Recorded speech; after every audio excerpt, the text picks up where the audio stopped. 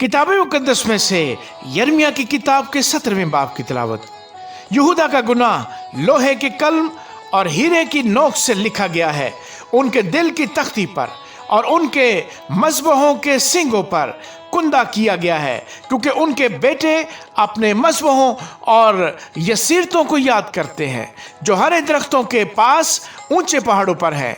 ऐ मेरे पहाड़ जो मैदान में है, मैं तेरा माल और तेरे सब खजाने और तेरे ऊंचे मकाम जिनको तूने अपनी तमाम सरहदों पर गुनाह के लिए बनाया लुटाऊंगा, और तू अज खुद उस मेराज से जो मैंने तुझे दी अपने कसूर के बायस हाथ उठाएगा, और मैं उस मुल्क में जिसे तू नहीं जानता तुझसे तेरे दुश्मनों की खिदमत कराऊंगा, क्योंकि तुमने मेरे कहर की आग भड़का दी है जो हमेशा तक जलती रहेगी। खुदावंद यूं फरमाता है कि मलाउन है वो आदमी जो इंसान पर तवक्कल करता है और बशर को अपना बाजू जानता है, और जिसका दिल खुदावंद से बरगश्ता हो जाता है, क्योंकि वो रितमा की मानद होगा जो बियाबान में है और कभी भलाई न देखेगा, बल्कि बियाबान की बेआब जगहों में और गैर आबाद ज़मीन शोर में रहेगा।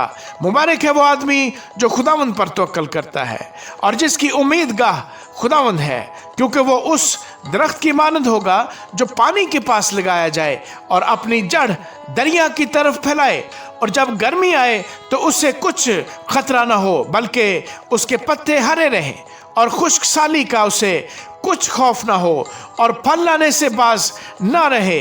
दिल सब चीज़ों से ज़्यादा ही लाबाज और लाइलाज है, उसको कौन दरियाफ्त कर सकता है? मैं खुदावंद दिल और दिमाग को जांचता और आजमाता हूँ, ताकि हर एक आदमी को उसकी चाल के मुआफिक और उसके कामों के फल के मुताबिक बदला दूँ।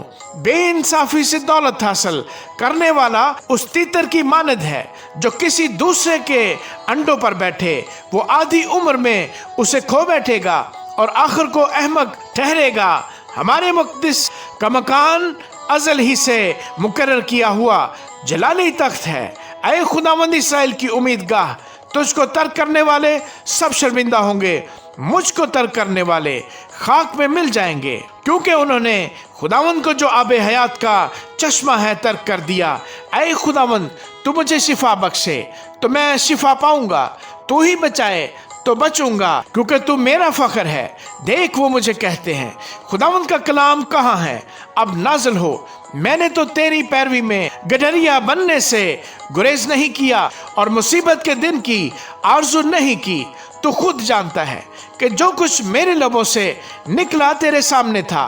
तू मेरे लिए दहशत का बाइस ना हो। मुसीबत के दिन तू ही मेरी पनाह है। मुझ पर सितम करने वाले शर्मिंदा हों, पर मुझे शर्मिंदा ना होने दे। वो हरासा हो, पर मुझे हरासा ना होने दे। मुसीबत का दिन उन पर ला और उनको शिकस्त पर शिकस्त दे। खुदावंद ने मुझसे यूं फरमाया है कि जा और उस फाटक पर जिससे आम लोग और शहाने यहूदा आते जाते हैं, बल्कि यरूशलेम के सब फाटकों पर खड़ा हो और उनसे कह दे कि ऐ शहाने यहूदा और ऐ सब बनी यहूदा और यरूशलेम के सब बाशिंदों जो इन फाटकों में से आते जाते हो, खुदावंद का कलाम सुनो। खुदावंद यूं फरमाता है कि तुम खबरदार रहो और सब्बत के दिन बोझ ना उठाओ और यरूशलेम के फाटकों की राह से अंदर ना लाओ, और तुम सब्बत के दिन बोझ अपने घरों से उठाकर बाहर ना ले जाओ और किसी तरह का काम ना करो, बल्कि सब्बत के दिन को मुकद्दस जानो, जैसा मैंने तुम्हारे बाप दादों को हुक्म दिया था। लेकिन उन्होंने ना सुना ना कान लगाया, बल्कि अपनी गर्दन को सख्त किया कि शिनवा ना हो और तरबियत ना पाएं।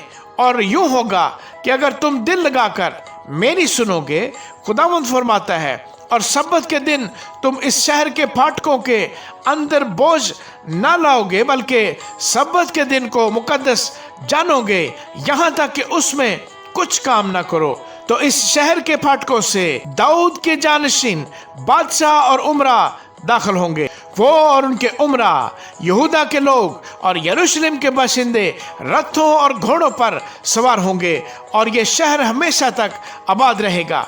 और यहूदा के शहरों और यरूशलेम की नवाही और बिन्यामीन की सरजमीन और मैदान और कोहस्तान اور جنوب سے سختنی قربانیاں اور ذبیحے اور ہدیے اور لبان لے کر آئیں گے اور خداوند کے گھر میں شکر گزاری کے ہدیے لائیں گے، لیکن اگر تم میری نہ سنو گے کہ سبت کے دن کو مقدس جانو اور بوجھ اٹھا کر سبت کے دن یروشلم کے پھاٹکوں میں داخل ہونے سے باز نہ رہو، تو میں اس کے پھاٹکوں میں آگ سلگاؤں گا جو اس کے قصروں کو بھسم کر دے گی اور ہرگز نہ بجھے گی۔ آمین۔